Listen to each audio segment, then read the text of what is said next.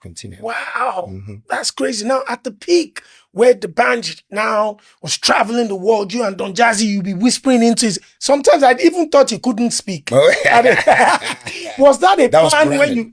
That was branding. That was Crazy intentional branding. branding. You know, so I remember they had nominated, they had done an award, I think it's 2006. I'm not sure if it's Eddie's or some of them, and they didn't nominate more hits.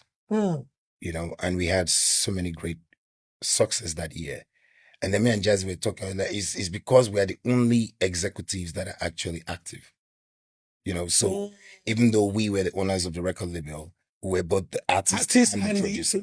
So there were times that you had to, you know, somebody had to fall back into it. You had to do this, you had to do that. So we spoke, and I think that's when we realized, and I said, you know what, even though I'm a year older than Jazzy, we had to speak then and say, you know what, we need to be the full respect. They need to fear you. Maybe they got the fear us, maybe they fear, maybe they don't know what it is. So you don't say, as you do that, maybe they say, you be like, like, you know, like dumb. They say, eh. So half of the time when I say, I whisper in his ears, like, we didn't say anything. I just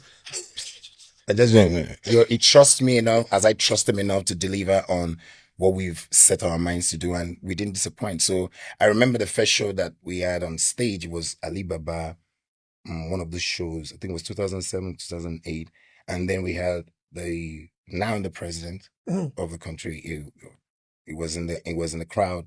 The former governor of Lagos, Minister of Works, Fashola, was also there. Yeah. You know, we had all the white cap chiefs, red cap chiefs, Oba of Lagos. It was such a full room.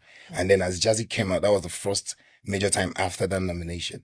I remember just prostrating for him fully on the floor, because that was very intentional. So as Jazzy came out, I went down, and that was what switched everything, because everybody already saw me already. So as Jazzy came out, I just double fully. Patata. Say this, and then Jazzy to just stand. You know, say, and I wrote, you know, we wrote this manuscript, and then from there, then everybody got the narrative. People thought it was older than me. People thought it was even, maybe he signed me. They didn't know it was a 50-50 agreement. It was a partnership. But it was so intentional to take us from where we were to where we needed to be. And that worked.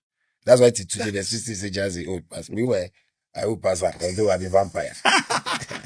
Now, something happened.